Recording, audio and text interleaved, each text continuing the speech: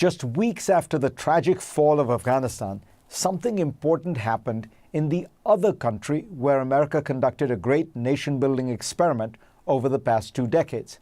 Iraq held elections, which were mostly free and fair. Assuming this process leads to the formation of a new government, it will be the 6th peaceful transfer of power since 2004. Although turnout was at a record low, this election marks real progress. A senior Iraqi official described it to me as a political earthquake. To recap, 18 years after America's invasion, which ushered in an era of chaos, civil war, and the rise of ISIS, Iraq's democratic system has endured.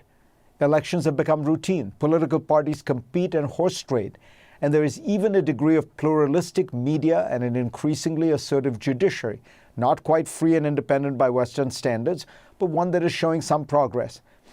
The same senior Iraqi official described the results as a political earthquake because he characterized them as a defeat for militias and a victory for the Iraqi state.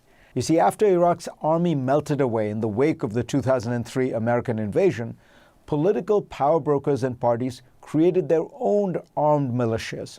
Over time, the Shia militias grew in strength, especially when they were called upon to fight ISIS, and became a kind of parallel state of their own. Many had close ties to Iran, but in this election, by one count, parties with militias went from 45 seats to under 20. The second seismic aspect of the election has been the rise of Sunni participation. Sunnis, the minority group in Iraq, have been the most disaffected within the political system.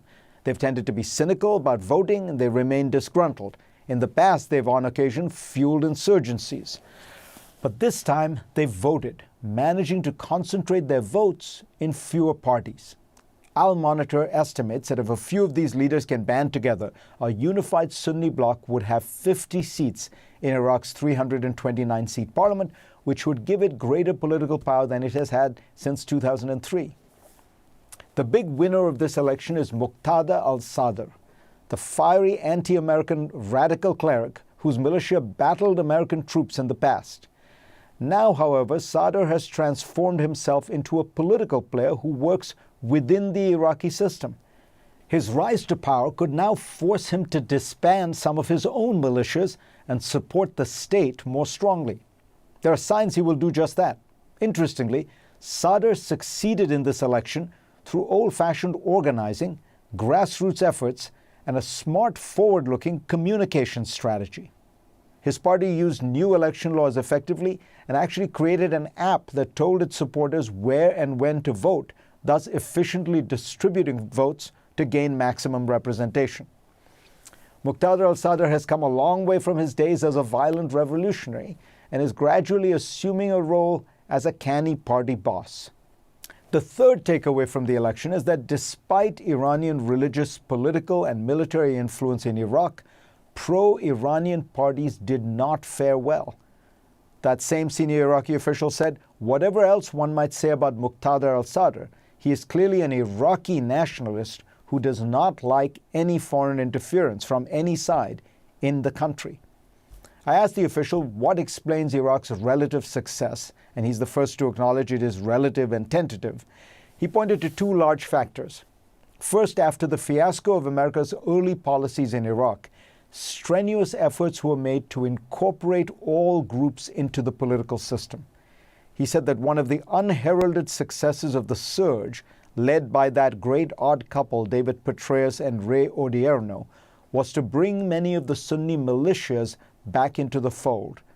That political outreach was in marked contrast to policy in Afghanistan, which from the start ruled out any Taliban participation in the political system.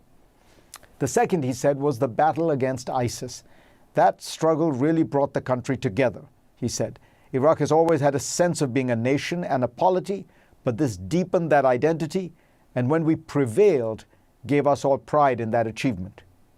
The official cautions that Iraq's democracy remains fragile. Corruption is undermining the legitimacy of the state and the political system. For now, he said, the urgent challenge is that the losers in this election have to accept their loss and not resort to violence or extra-constitutional means.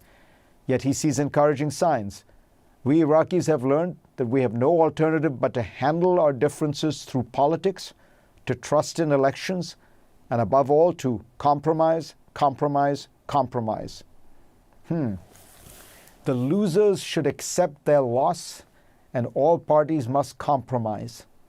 Who could have imagined a decade ago that Iraqi politics might provide some useful lessons for American democracy?